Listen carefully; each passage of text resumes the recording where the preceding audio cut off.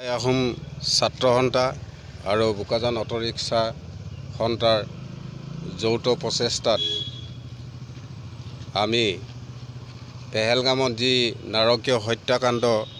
পাকিস্তানী সন্ত্ৰাসবাদীয়ে কৰিলে তাৰ কাৰণে আমি সমূহীয়াকৈ তেওঁলোকৰ আত্মাৰ কাৰণে সমূহীয়া শ্ৰদ্ধাঞ্জলি জনালোঁ আৰু লগতে আমি এইটো যিসকল সন্ত্ৰাসবাদীয়ে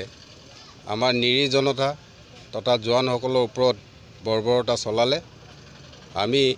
ইয়াৰ পৰাই সকীয়াই দিব বিচাৰিছোঁ যে তেওঁলোকক যাতে এই সন্ত্ৰাসবাদী কাৰ্য অতি সোনকালে বন্ধ কৰিব লাগে। আৰু একত্ৰিত হৈছোঁ। আপোনালোকে গম পাইছে ইতিমধ্যে পেহেলগামত যি বৰ্বৰ হত্যাকাণ্ড হ'ল তাকে লৈ আজি ইয়াত আমাৰ অটো ৰিক্সা এছ'চিয়েশ্যন আৰু টাই আহোম ছাত্ৰ সন্থাৰ সৌজন্যত দুয়ো লগ হৈ আমি এগছি তেওঁলোকৰ আত্মাৰ শান্তিৰ কাৰণে যিবিলাক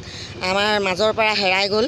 বীৰ জোৱান আৰু সন্ত্ৰাসবাদী আক্ৰমণত যিসকল শ্বহীদ হৈ গ'ল তেখেতলোকৰ কাৰণে আমি এগছি বন্তি আৰু ধূপ জ্বলাইছোঁ আৰু আমি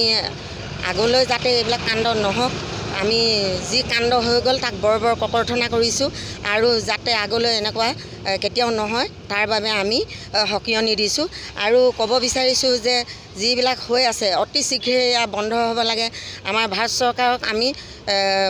ইয়াৰ পৰাই ক'বলৈ বিচাৰিছোঁ যে তেওঁলোকে সোনকালে এই কাণ্ড বন্ধ কৰিব লাগে আৰু